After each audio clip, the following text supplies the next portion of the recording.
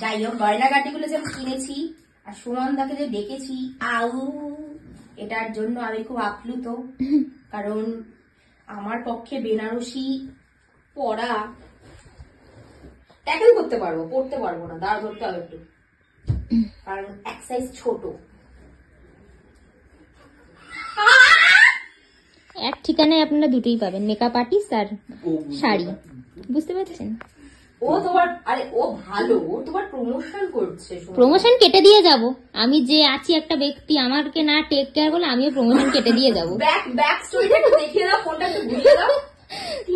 ফুলটা ম্যাচিং হয়েছে, সুন্দর লাগছে। এটা তো ভালোই লাগছে, খারাপ লাগছে না।